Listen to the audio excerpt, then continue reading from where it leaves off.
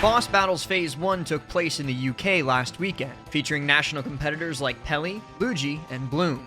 In addition to these three, the event hosted extraordinary international talent including Fatality from the United States, both SkyJ and Chag from Mexico, Siski from Spain, Tarek from Germany, Sandro from Austria, Lancelot from Finland, and last but not least, Sriks, the Sephiroth, who traveled all the way from Australia. For having only 171 entrants, this event was obscenely stacked. It was to everyone's surprise that Sriks popped off as hard as he did. This was Sriks' second ever recorded tournament overseas. He competed at Ultimate Wanted 4 the weekend just before this event, where he placed a respectable 17th. This event, however, he destroyed his projected 24th seed, beating players like Luugi, Mazebeans, and even Chag. Today, at PGstats, we dive into the brutal offense and elusive defense that pushed Sriks' Sephiroth all the way to 4th place. Despite boasting the game's longest sword, a comeback mechanic that improves his damage and mobility, and an absolutely absurd counter that, for whatever reason, works even when it isn't hit, Sephiroth hasn't turned into the meta threat that we feared at release. In the PGRU V3 season, Sephiroth was ranked a respectable 20th. But when it comes to his Fighter Pass 2 brethren, that ranks 5th out of 6, ahead of only Sora. Amazing tools aside, Sephiroth has proven to be one of the hardest 599 characters to master, with his lightweight and tall frame allowing opponents to heavily punish even the smallest of errors. Most of the players that pilot Sephiroth at a high level thus far have been established PGRU players. Think Tweak, Ken, or Ned. Enter Sriks. Like the other established Sephiroths, Sriks succeeded with another character before the DLC, ranking 5th on Australia's 2019 national rankings with Roy. Given his history with the explosive swordsman, it should come as no surprise that one of the most impressive aspects of Sriks' gameplay is his ability to convert a single mistake from his opponent into a whole stock. This is especially prominent during Game 2 with Siski. Siski, having used up his double jump to cancel his charge animation, attempted to screw attack to the ledge, but missed. Sriks immediately seized the opening by finding a falling neutral air on reaction. Siski tried to buffer an air dodge, but Sriks' timing was too tight. The full hop fair had only one frame of leeway before the intangibility of Samus's frame 3 air dodge would kick in. Instead, Siski gets pushed further off stage and, in a desperate attempt to make it back on, air dodges yet again, only to have its end lag be punished with yet another forward air. Siski, now in an awkward position near ledge where he can't do anything to immediately snap on, is but a sitting duck to, you guessed it, forward air once again. From this point, Samus is forced to use a bomb to gain some horizontal distance, meaning the position from which she would have to screw attack is very predictable. Sriks punishes this with a well-placed scintilla. Forced to bomb yet again, Sriks punishes its end lag with back air, the last nail in Siski's coffin. Against Chag, Sriks did an excellent job of threatening with his position alone, scaring Chag into going for an exploitable defensive option. We see this Game 5 where Sriks punishes an attempt to rush onto center stage with teleport, sending Chag off stage. He then chases after him and throws out a forward air perfectly within his own threat bubble. Palutena has no offensive options here that could even hope to contest with Sephiroth's ridiculously disjointed sword. Teleport's intangibility only comes out on frame 16, so Chag opted for an air dodge instead, as it was the fastest option he had to avoid Sriks' swinging. Since you can't fast fall neutral air dodge out of tumble, Sriks was able to follow Chag's descent and take advantage of when he was most vulnerable, winning that stock with, you guessed it again, forward air. Nobody is safe against Sriks' edgeguarding, not even Steve, as Sriks proved against Mazebeans, the UK's top representative of the character. After slashing him up into the air, Sriks calls out a jump minecart attempt from the corner with an immaculately spaced forward air, just before following up with another one. Punishing Steve's minecart once in and of itself is quite the feat, but Sriks does it again and catches a hasty double jump minecart. Having been punished twice for the same option, Mazebeans tries to mix it up by trying to elytra directly to the ledge. Sriks recognized the deprived double jump from Mazebeans. He waited, positioned himself, and then punished the up special with Scintilla, closing off the stock thanks to both its obscene power and the oh-so-narrow side blast zones of Town and City. Earlier in the day, Sriks sunk his teeth into Luugi and never let go, exploiting his disadvantage. A rising back air forced out the air dodge, and with the second slowest airspeed in the game, Luugi had only one place to go, right into a descending neutral air, a single jump scaring Luugi into air dodging, leaving himself wide open as Sriks had not yet committed to anything. All Sriks had to do now is wait, position himself with a double jump, and stab Luugi's second stock away. While Sriks' offense is something to be proud of, the unsung hero is his survivability, especially at ledge.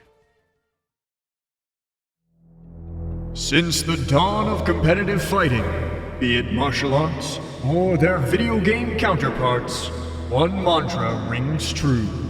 You must control the center. Center stage is the position where you have virtually every option at your disposal. If you find yourself backed into a corner, not only does avoiding your opponent become far more difficult, you have wall combos to fear too. Planking, the art of intentionally occupying the ledge. This traditionally disadvantageous state flips the entire script on its head. If you're getting off the ledge, how would poor Diddy Kong find his banana toss forward smash? What about Wolf and his precious forward tilt? Think about the Roys for crying out loud.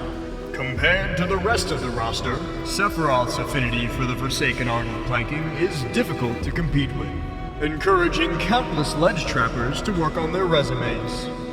Sriks managed to get back to the stage time and time again, minimizing the damage that he took, and even dishing out a few hits of his own. Ahem. This was especially apparent in his set against Luugi. Of the 14 times he was put at ledge, Sriks lost a stock just once, and even that was because of an SD. Luugi's ledge trapping can often be difficult to get past. A barrage of feet and plungers make it difficult for most characters to make it back on without taking at least a few hits. While Sriks did take a few blows, he almost always swung back with either an Octaslash from under the stage, or a quick drop-down double jump forward air, carving himself back onto the stage.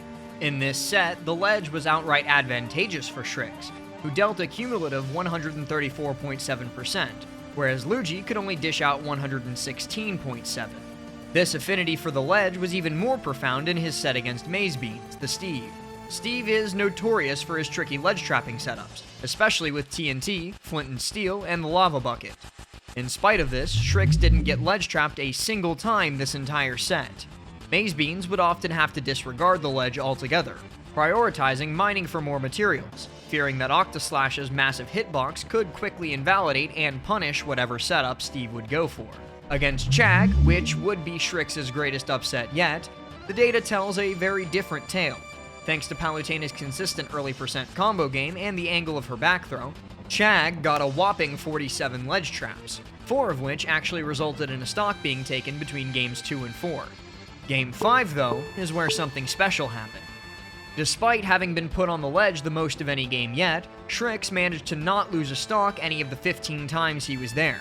If Palutena doesn't kill at ledge with a down tilt back air or with a throw into an aerial or explosive flame, she'll struggle to find stocks in other places, as her other common options like dash attack can often be telegraphed.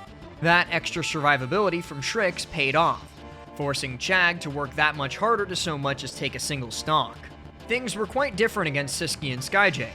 Against Siski, 1/3 of the total stocks taken against Sriks were due to successful ledge traps. This is because of the very nature of how Samus prefers to ledge trap. Siski would often set up with a bomb, exploiting Sephiroth's struggle to sweet spot onto ledge with Octaslash. He would charge shot, at a safe distance away from Sriks' immediate area of effect. The positioning with charge shot made it virtually impossible for Sriks to recover high, forcing him to keep picking his position, usually meaning that he's just going to have to go to the ledge anyways. Against SkyJ though, Sriks ended up dealing more cumulative damage at ledge, but damage isn't everything. Smash Ultimate is all about the closers, and Incineroars got quite a few of them. SkyJ was able to uniquely use Sephiroth's own tools against him, thanks to Revenge. A few Revenge stacks means that Sephiroth, especially as light as he is, would die to so much as a sneeze from Incineroar. Fearing charging any more Revenge stacks, Sriks adapted by going for immediate blade dashes to the ledge, where SkyJ, now on Yomi level 4, would get away with some vicious down tilt 2-frames. The last of these down tilts would spell the end of Sriks' run, as SkyJ now moves on, about to fight Peli for 3rd.